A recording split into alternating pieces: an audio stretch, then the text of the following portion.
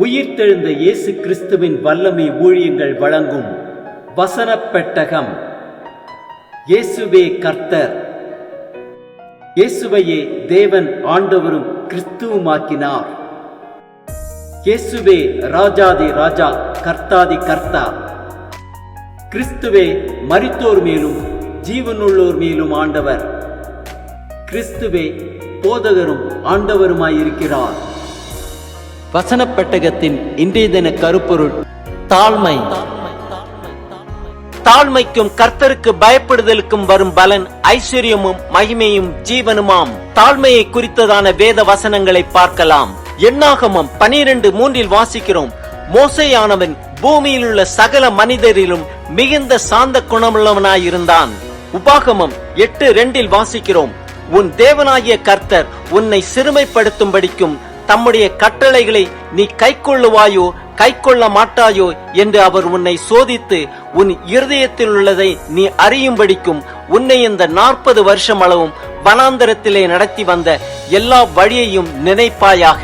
2 நாளாகமும் 7:14 வாசிக்கிறோம், என் நாமம் தரிக்கப்பட்ட என் ஜனங்கள் தங்களை தாழ்த்தி ஜெபம் பண்ணி என் முகத்தை தேடி தங்கள் பொல்லாத வழிகளை விட்டு திரும்பினால் அப்பொழுது பரலோகத்தில் இருக்கிற நான் கேட்டு அவர்கள் பாவத்தை மன்னித்து அவர்கள் தேசத்துக்கு சேமத்தை கொடுப்பேன். யோபு 40:12 வாசிக்கிறோம், பெருமையுள்ளவனை எல்லாம் கவனித்து அவனை பணிய பண்ணி துன்மார்க்கரே அவர்கள் இருக்கிற ஸ்தலத்திலே மிதித்து விடு. சங்கீதம் 25:9 வாசிக்கிறோம், சாந்த குணமுள்ளவர்களை நியாயத்திலே நடத்தி சாந்த குணமுள்ளவர்களுக்கு தமது வழியை போதிக்கிறார்.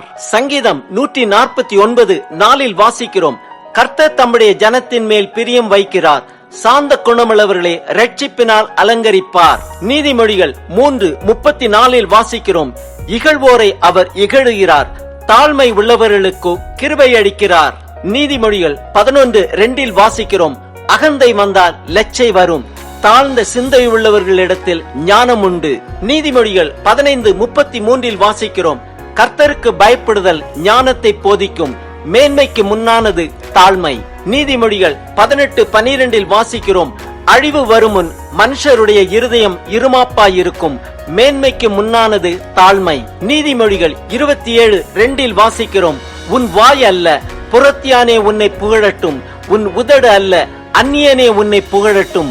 தானியேல் 10:12 வாசிக்கிறோம், அப்பொழுது அவன் என்னை நோக்கி, தானியேலே பயப்படாதே, நீ அறிவை அடைகிறதற்கும் உன்னை உன்னுடைய தேவனுக்கு முன்பாக சிறுமைப்படுத்துகிறதற்கும் உன் மனதை செலுத்தின முதல் நாள் துவக்கி உன் வார்த்தைகள் கேட்கப்பட்டது, உன் வார்த்தைகளின் நிமித்தம் நான் வந்தேன். மீகா 6:8 வாசிக்கிறோம், மனுஷனே நன்மை என்னதென்று அவர் உனக்கு அறிவித்திருக்கிறார், நியாயம் செய்து இரக்கத்தை சிநேகித்து உன் தேவனுக்கு முன்பாக மனத்தாழ்மையாய் நடப்பதை அல்லாமல் வேறே எண்ணத்தை கர்த்தர் உன்னிடத்தில் கேட்கிறார். செப்பனியா 2:3 வாசிக்கிறோம், தேசத்தில் உள்ள எல்லா சிறுமையானவர்களே, கர்த்தருடைய நியாயத்தை நடப்பிக்கிறவர்களே, அவரை தேடுங்கள், நீதியை தேடுங்கள், மனத்தாழ்மையை தேடுங்கள், அப்பொழுது ஒருவேளை கர்த்தருடைய கோபத்தின் நாளிலே மறைக்கப்படுவீர்கள். மத்தேயு 11:29 வாசிக்கிறோம், நான் சாந்தமும் மனத்தாழ்மையுமாயிருக்கிறேன், என் நுகத்தை உங்கள் மேல் ஏற்றுக்கொண்டு என்னிடத்தில் கற்றுக்கொள்ளுங்கள், அப்பொழுது உங்கள் ஆத்துமாக்களுக்கு இளைப்பாறுதல் கிடைக்கும்.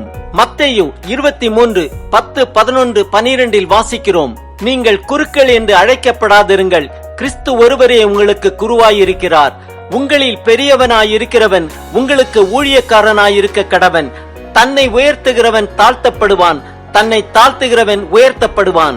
லூக்கா 14:11 வாசிக்கிறோம், தன்னைத்தான் உயர்த்துகிறவன் எவனும் தாழ்த்தப்படுவான், தன்னைத்தான் தாழ்த்துகிறவன் உயர்த்தப்படுவான் என்றார்.